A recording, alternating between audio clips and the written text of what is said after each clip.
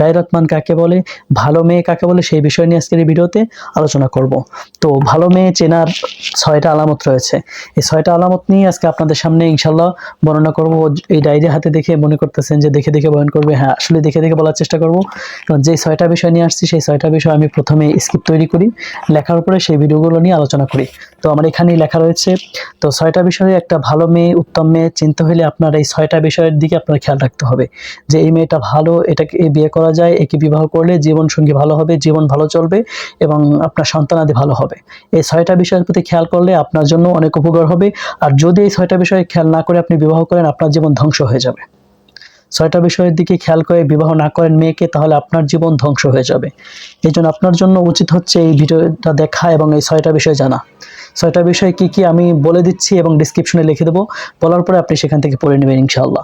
তো 6টা বিষয়ে ভালো মেয়ে চিনতে হলে প্রথম একটা বিষয় দেখতে হবে যে প্রথম নম্বর বিষয় হচ্ছে মেয়ে নামাজ পড়ে কিনা। যেই মেয়ে নামাজ পড়ে না, রোজা রাখে না, সে প্রকৃতপক্ষে ইমানদার না, আর তাকে বিবাহ করলে কখনো ঘরে শান্তি আসবে না। কারণ নামাজ হচ্ছে স্বয়ং আল্লাহর হুকুম। যেই ব্যক্তি, যাকে আল্লাহ রাব্বুল আলামিন সৃষ্টি করেছে, সে আল্লাহর, তার সৃষ্টিকর্তার ইবাদত করল না, সে আপনাকে কিভাবে ভালোবাসবে, সে আপনার সংসার কিভাবে করবে? আল্লাহ রাব্বুল আলামিন তাকে সৃষ্টি করেছে দয়া মায়া করে, ভালোবাসা দিয়ে, অথচ সেই দুনিয়াতে আসার পরে আল্লাহকে ভুলে যায়, আল্লাহর সাথে মুনাফিকি করে নামাজ ত্যাগ করে। নামাজ ত্যাগ করা এটা হচ্ছে দুনিয়াতে সব থেকে বড় খারাপ কাজের ভিতরে একটা খারাপ কাজ। কোনো মুসলমান মেয়ে এই কাম করতে পারে না। এবারে আসেন দ্বিতীয় নম্বর বিষয় নিয়ে আলোচনা করি। তো প্রথম নম্বর বিষয় হচ্ছে নামাজ ত্যাগ করা, আর দ্বিতীয় নম্বর বিষয় হচ্ছে পর্দা ভঙ্গ করা। পর্দা হচ্ছে ইসলামের একটা হুকুম এবং ইসলামের একটা ইবাদত। আল্লাহ রাব্বুল আলামিন পবিত্র কোরআনে পর্দা করতে বলেছেন, রাসূল সাল্লাল্লাহু আলাইহি ওয়াসাল্লাম বারবার পর্দা করতে বলেছেন। পর্দা প্রত্যেকটা মুসলমানের জন্য অত্যন্ত গুরুত্বপূর্ণ একটা বিষয়। যেই মেয়ে ইচ্ছাকৃতভাবে পর্দা ছেড়ে দেয় এবং তার চেহারা মানুষকে দেখায়, একজন পুরুষ যদি তার চেহারা দেখে খারাপ দৃষ্টি দেয় বা খারাপ দৃষ্টিতে একজন পুরুষ আপনার দিকে, একটা মেয়ের দিকে তাকায়, তাহলে সেই মেয়ের জেনার গুনাহ হয়। হাদিসে আসছে জেনাল আইনিন নাস, চোখের জেনা হইল দেখা। কারণ আপনি যখন বেপর্দায় চলাফেরা করবেন, আপনার শরীরের অঙ্গভঙ্গি, আপনাকে দেখে একজন পুরুষ আকর্ষিত হবে, আপনার চেহারা দেখবে, তার ভিতরে আলাদা ফিলিংস কাজ করবে, এতে আপনার জেনার গুনাহ হবে। আপনি যতক্ষণ বেপর্দায় থাকবেন, যতক্ষণ আপনাকে দেখবে, আপনার তো জেনার গুনাহ হচ্ছে, আর যে আপনাকে দেখতেছে তারও জেনার গুনাহ হবে। এই জন্য আপনি নিজেও গুনাহ করে একটা খারাপ কাজ করতেছেন, আর একজনকে গুনাহ করতে সহযোগিতা করতেছেন, এটাও আপনি নিজে একটা খারাপ কাজ করতেছেন।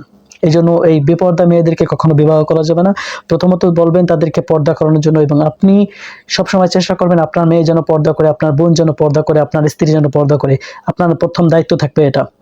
কারণ একজন মেয়ে মানুষ যখন আপনার পরিবারে দেখবে, তখন দেখবে, সর্বপ্রথম দেখবে যে আপনার কতটা পর্দাশীল, আপনার কতটা ধার্মিক। ধার্মিক না হলে ওই নাস্তিক শাহবাগীদের মতো কখনোই হওয়া যাবে না।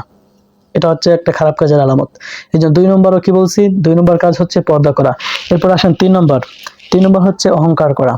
দেখবেন যে অনেক মেয়েরা আছে আমাদের সমাজে, এদের একটু চেহারা সুন্দর হইলেই তারা অহংকার শুরু করে দেয়। অহংকার আপনার ভূষণ, আপনি অহংকার করতে পারেন। আপনি ধনী হয়েছেন, আপনি গরিবদেরকে চোখে দেখতে পারেন না, আপনি অহংকার করেন। সুন্দর হয়েছেন, আপনি একটু শামলা কালার বা একটু কালো কালারের মেয়েদেরকে আপনি চোখে দেখতে পারেন না। এরপরে বিবাহ করছেন, আপনার স্বামী একটু কালো বলে আপনি তাকে সম্মান করেন না, তার বিরুদ্ধে আপনি তাকে পছন্দ করেন না, আপনি নিজেকে অহংকার করেন, আমি অনেক সুন্দরী, আমি রূপবতী, আমি গুণবতী, আমি সব। এটা কোনো মুমিনের কাজ হতে পারে না, কোনো নারীর কাজ হতে পারে না। যারা করে তারা প্রকৃতপক্ষে খারাপ মেয়ে।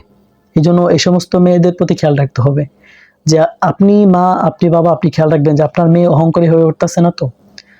মার খেয়াল রাখতে হবে যে তার মেয়ে অহংকারী হয়ে উঠতেছে কিনা। বাবার খেয়াল রাখতে হবে যে তার মেয়ে কতটা অহংকারী হয়ে উঠতেছে। এই জন্য অহংকারী থেকে আপনার মেয়েকে ধরে রাখার দায়িত্ব হচ্ছে আপনার। অহংকার করা এটা ইসলামের সব থেকে বড় একটা গুনার কাজ। এরপরে আসেন, অহংকার হচ্ছে এমন একটা জিনিস যেটা আপনার নেকিকে পুড়িয়ে ধ্বংস করে দেয়। কিরকম ভাবে ধ্বংস করে?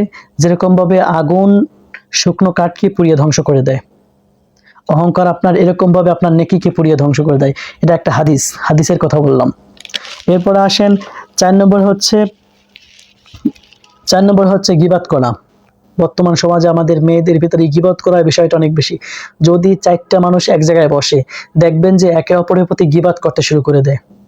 4 জন মেয়ে এক জায়গায় বসলে গীবাত করতে করতে, মানে এত পরিমাণ গীবাত করি। গীবাত কাকে বলে? যে আপনি এখানে 4 জন ব্যক্তি উপস্থিত আছেন, এমন একজন ব্যক্তি সম্পর্কে কথা বলতেছেন, তার বিরুদ্ধে বলতেছেন যে